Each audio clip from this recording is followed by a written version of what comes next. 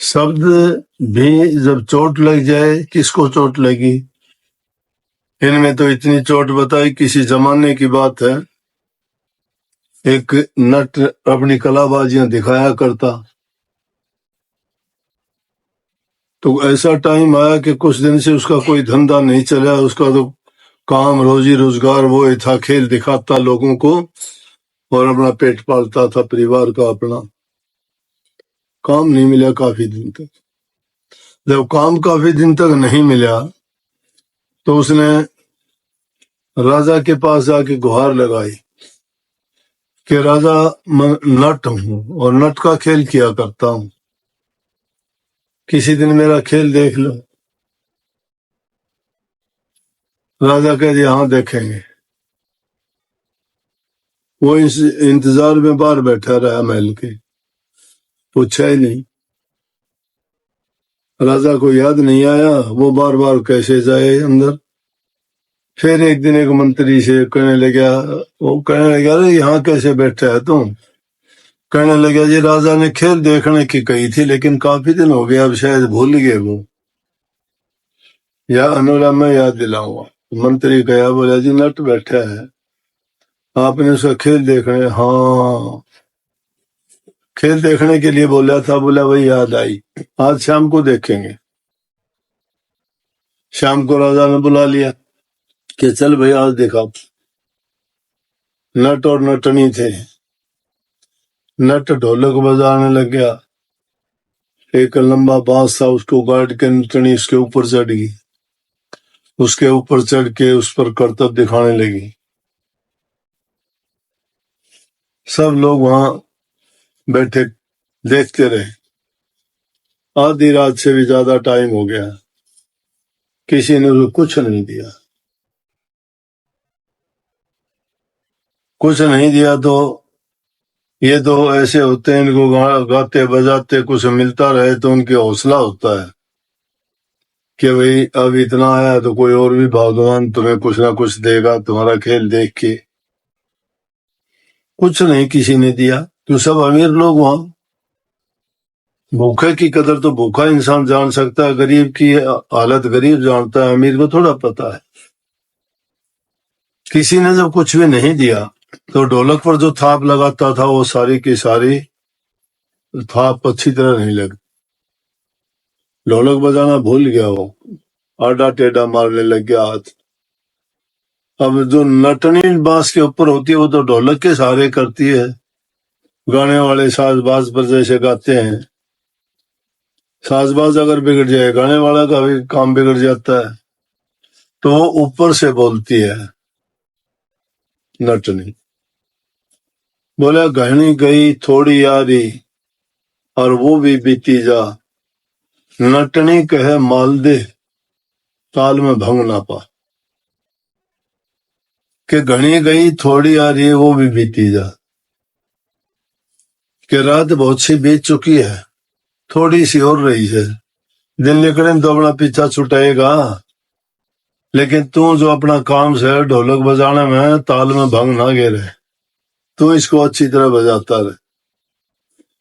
यह बात सुनी तो वहां एक महात्मा बैठा हुआ था।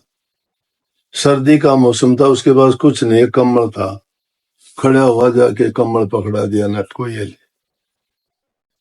सबने देखा महात्मा के पास कुछ नहीं, नंगा बदन एक कम्बल था, वो दे दिया।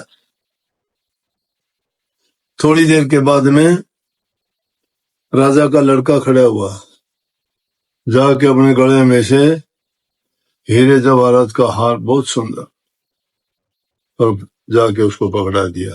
राजा ने देखा बेवकूफ है, क्या खूबी नजर आई है। थोड़ी देर के बाद में वजीर की लड़की थी, उसने अपने गले से हार निकाल के दिया। वो जब खेल खत्म हुआ, जब कहने लगे, महात्मा जी आपको क्या इसमें इतना अच्छा लगा कि एक कम्बल था वो भी दे दिया। महात्मा कहने लगे, मेरे पास और कुछ होता तो भी सब कुछ न्यौछावर कर देता हूं इस पर। इसके वचन जो सुने मैंने, मेरी जिंदगी बदल दी। पूरी जिंदगी मैंने भक्ति करी परमात्मा की, त्याग में जीवन बिताया, हर प्रकार का मैंने संयम रखा, कितना कठोर मैंने तप किया, घर छोड़ा, बस्ती छोड़ी, और इतना करने के बाद में मेरे अंदर गिरावट आ गई। मेरी एक स्त्री से बात होगी, आज रात को मैं उसको लेके भागना था। मेरी उम्र 50 से ऊपर होगी। तो इसने जो बात कही वो मुझे लगी कि तेरे को कह रहा है कि घनी गई थोड़ी रही, अब तो वो भी बीती चली जाएगी। ताल में भंग ना पा, जो काम करता है भक्ति के रास्ते में तो ये गिरावट पे मत जा। नीलेश ने मुझे बचा लिया, नहीं तो सब करा करा आज मिट्टी में मिल जाता। ठीक हुई महात्मा जी। राजकुमार से बोला, बेटा आपने क्या देखा कि पिताजी मैं वो काम करने चला था कि मेरा 7 जन्म पाप नहीं मिटता। बोले ऐसा क्या? बोला कि इतने दिन हो गए, आप बूढ़े हो गए और मुझे जो है राजगद्दी नहीं संभलवाते, गद्दी से चिपके बैठे हो। मैंने सोचा यूं तो गद्दी दे नहीं, आज रात को मार दूंगा, फिर तो गद्दी मेरी हो जाएगी, राजा बन जाऊंगा। लेकिन जब ये बात कही मेरे मन में आया, अरे बेवकूफ, जब इतनी चली गई और साल 6 महीने 2 साल कर लेगा, क्यों खामा तुम पिता का हत्यारा बनता है। तो ऐसा जुल्म अगर मेरे से आज हो जाता तो मेरा कलंक तो कभी नहीं मिटता, ये तो नरकों में जाना पड़ता। इसलिए मैंने सोचा तुझे कह रहा है कि बेवकूफ बहुत बीत चुकी, अब तो 1 साल 1.5 साल 2 साल और कर लेगा, राजा तुझे ही बनना है, दूसरा कोई है नहीं, क्यों पाप करता है। फिर लड़की से कही, हाँ बेटी तू बोल, तेरा क्या था। बोले जी मैं उम्र से ज्यादा होगी, मेरी चिंता ही नहीं शादी की।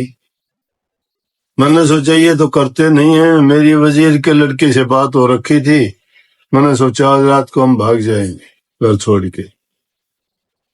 लेकिन अब ये मन में आया, जब ये वाणी कही तो मैंने सोचा तेरे से कह रहा है कि अब इतनी उम्र तेने बिता दी 30-32 साल की, तो और 1-2 साल में कभी दिन के मन में आएगी कि लड़की शादी लायक है, तो क्यों बेकार में अपनी जिंदगी बेकार की। एक बात थी, एक कही गई थी, उन्होंने अपने मतलब के लिए कही गई थी, वही चोट एक उसके दिल पे लगी, उसकी जिंदगी बदली, राजकुमार की बदली और राजकुमारी की बदली, लेकिन चोट लगी, वचन की चोट।